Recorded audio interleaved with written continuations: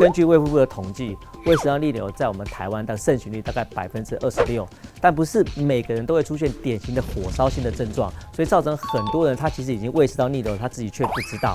好，所以当我们如果有一些咳嗽，合并我们刚刚讲的声音沙哑。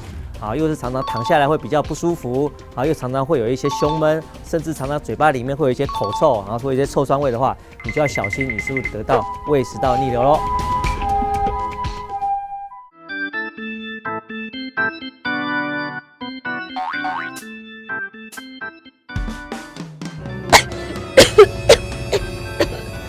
喝咖啡吃甜食，你又胃食道逆流了吗？哎呦，你胃药广告看太多，我只是咳嗽而已，又没有食道灼热什么的。等一下吃了感冒药就好啦。你是不是又没看江批一件事？江医师有说，酷酷嫂也有可能是胃食道逆流哦。哈？没错。如果你长期一直酷酷少，喝咳嗽药水又不会好，小心你不是单纯的气管不好，而是得到胃食道逆流哦。之前新闻曾经报道，一位老妇人因为长期咳嗽加上胸闷，所以她一开始去看了耳鼻喉科，也看了胸腔科，甚至最后去看了心脏科，但是都没有找到任何的问题。结果你晓得吗？最后她在胃肠肝胆科找到了答案，原来她得到了胃食道逆流。很多人都觉得很奇怪，为什么会这样子呢？其实你想想看，所谓的胃食道逆流，就是胃的食物还有胃酸跑到食道里面了，它就会引起食道强烈的刺激，再往上跑就可能跑到你的咽喉，甚至到你的气管。所以一般胃食道逆流会有分典型的症状跟非典型的症状。所谓的典型的症状，就是因为胃酸跑到食道之后，你会有火烧心的感觉，而且会常常觉得咽喉里面有酸酸苦苦的东西。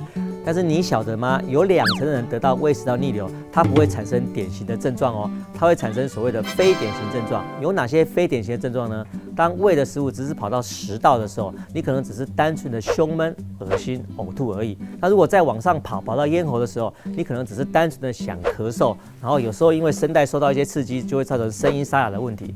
如果你是产生胃食道逆流非典型症状的时候，你就会非常的难以诊断。所以当我们长期咳嗽的时候，我们要怎么分辨我们是不是胃食道逆流呢？其实咳嗽的原因有很多种，第一个就是所谓的感冒的咳嗽。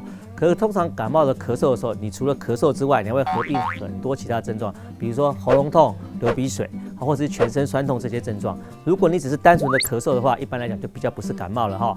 那第二个就是所谓的过敏的咳嗽。那过敏的咳嗽的话，通常会是鼻涕倒流所引起的，所以你通常这个人还会产生一些流鼻涕鼻塞的症状哦。第三个就是所谓的气喘的咳嗽。那气喘的咳嗽大家都知道，大部分都是干咳，而且比较容易发生在夜晚天气很冷的时候。同时你在咳嗽的时候，你还可以听到你的胸腔可能会有咻咻咻咻的声音，那是因为气管缩起来了哈。最后你要怎么知道这个咳嗽可能跟你的胃食道逆流有关系呢？首先你可以发现一下你的咳嗽是哪些情况比较容易发生哦。比如说你是吃饱坐下来的时候比较容易咳嗽，或者是你在睡觉平躺的时候比较容易咳嗽。为什么会这样子呢？因为你这2个事情一做了之后，你胃的东西就比较容易流到食道里面去。第三个就是说，如果你常常觉得平常里面咳嗽里面好像都觉得喉咙里面有痰，什么清都清不干净，也要小心你是不是胃食道逆流造成的。另外就是你会不会常常会有一些吞咽困难或话说到一半就开始咳嗽的现象，然后同时合并声音沙哑。如果你有以上这些情形，你的咳嗽就可能不是单纯的气管不好，而可能是胃食道逆流造成的哦。其实根据卫福部的统计，胃食道逆流在我们台湾的盛行率大概26%，但不是每个人都会出现典型的火烧心的症状，所以造成很多人他其实已经胃食道逆流，他自己却不知道。好，所以当我们如果有一些咳嗽，合并我们刚刚讲的声音沙哑，又是常常躺下来会比较不舒服，又常常会有一些胸闷，甚至常常嘴巴里面会有一些口臭，然后会有一些臭酸味的话，你就要小心，你是不是得到胃食道逆流咯？江批一件事，关心健康，所有事。